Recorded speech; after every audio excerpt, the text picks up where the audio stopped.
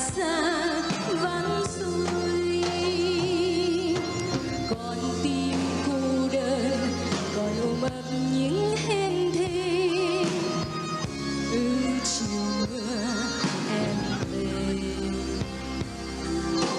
trốn đi bao nhiêu kỷ niệm xưa mãi tôn thờ.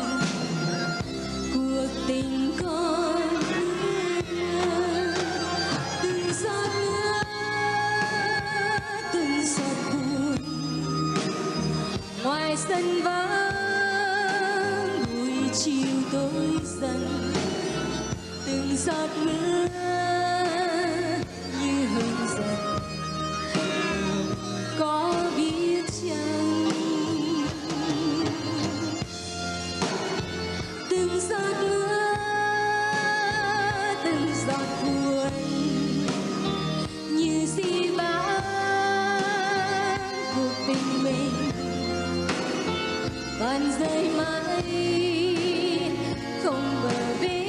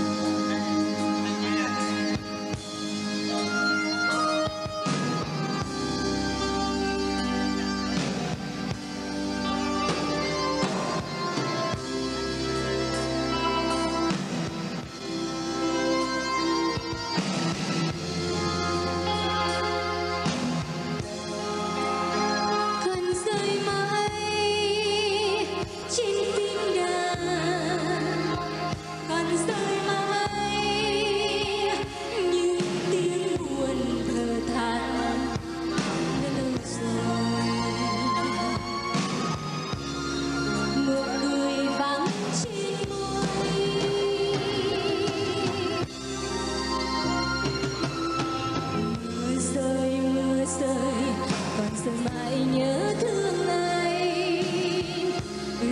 bởi em dài. Mưa rơi còn là mưa mãi trong đời. Người đã xa vắng xuôi, con tim cô đơn còn ôm ấp những hên thê. Chiều mưa em về, trốn đi bao nhiêu kỷ niệm xưa mãi tôn thờ.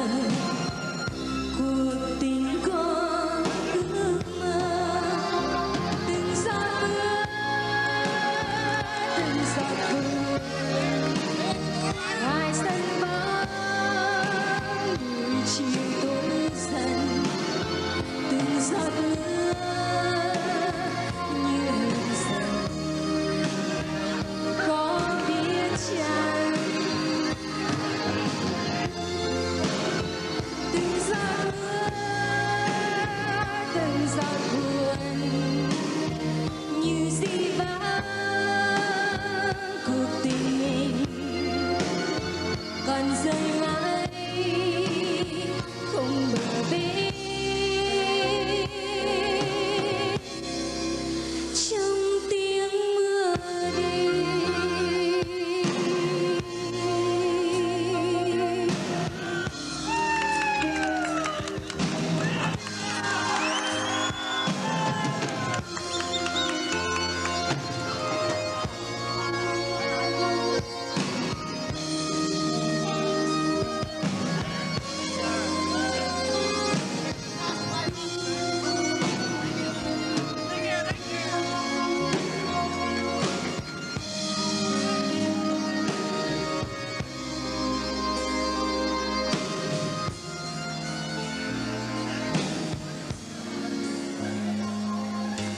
Trong tiếng mưa đêm của Đức Huy.